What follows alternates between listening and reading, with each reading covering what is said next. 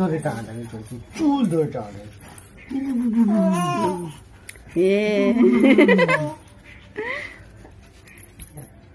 তবে তবে তবে তবে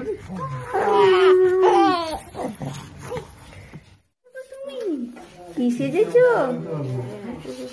কি সেজেছো? চলো বাড়ি যাওয়ার সময় হয়েছে। আর এই যেখানে লাগেজ পত্র সব গোছানো হচ্ছে।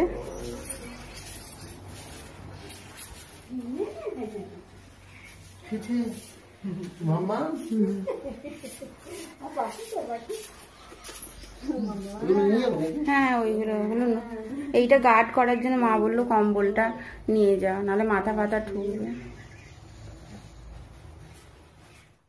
মুখটা একবার দেখি বাবু সোনাটা, মুখটা একবার দেখি। ও আচ্ছা আচ্ছা আচ্ছা, এত দুঃখ। ওরে বাপ, তো ছেলে মেয়ের জন্যই তো করছো।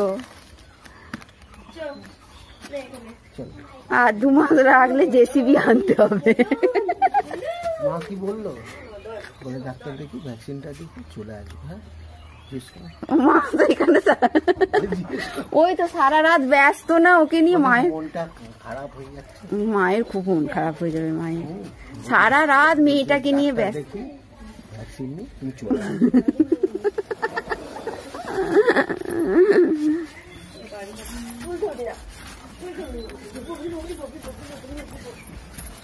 আমরা বেরিয়েছিলাম মোটামুটি 4:15-20 দিকে।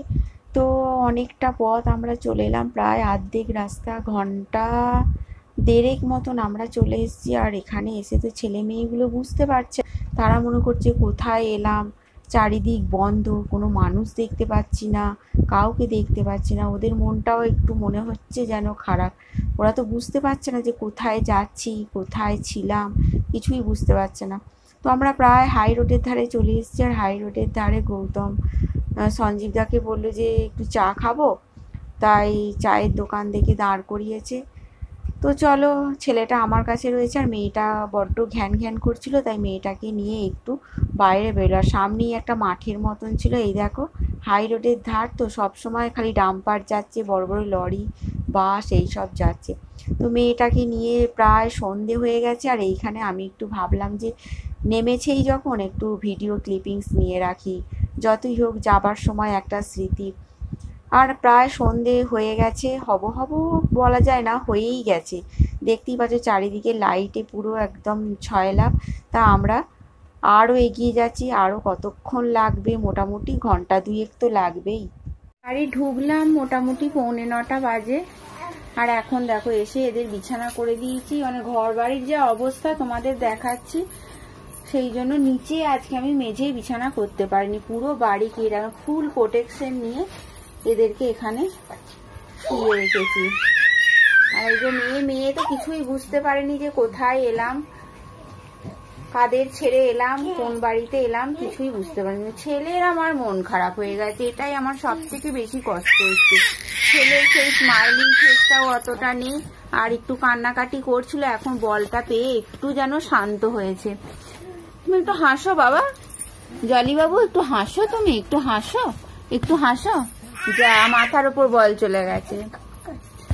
মেয়ে কিছু বুঝতে পারেনি।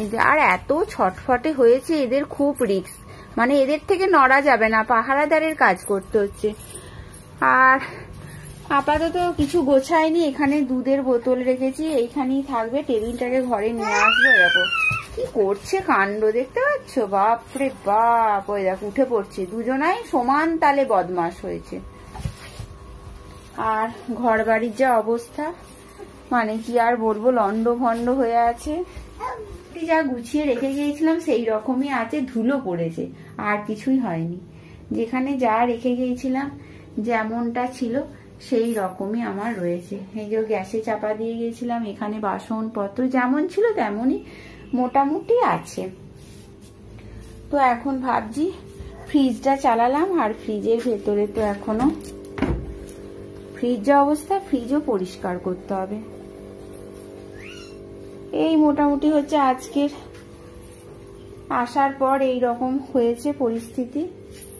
আর ওই ঘরটাতেও একটু যাব, দেখি এই ঘরটা কি হয়ে আছে, তারা লাইটটা জ্বালাই। লাইটটা জ্বালালাম। এই ঘরেরও পরিস্থিতি খুব একটা ভালো নয়। আর ব্যালকনিটা একবার দেখি, ব্যালকনি এখন কি আর কিছু দেখতে পাবো? এখানে তো চাদর ঝুলিয়ে দিয়েছে, সব কাচাকুচি করেছে, এই সব। কালকে তোমাদের দেখাবো। ব্যালকনি সেরকম কিছু দেখা যাচ্ছে না আপাতত, দেখি।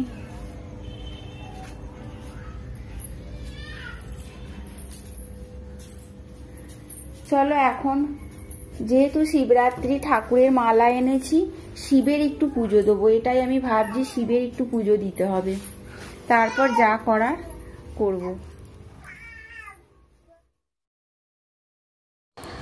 রাত অনেকটাই হয়েছে, ছেলে মেয়েকে ঘুম পাড়িয়ে দিয়ে আমি ভাবলাম যেহেতু শিবরাত্রির দিন এসছি, বাড়িতে তো শিবের পুজো করেইছি, এখানে যেহেতু আমার শিবলিঙ্গ আছে, তাই আমি মালা গেঁথে এনেছিলাম, বেলপাতা বেল সবই আমি এনেছি, তাই একটু শিবের পুজো করে নিলাম।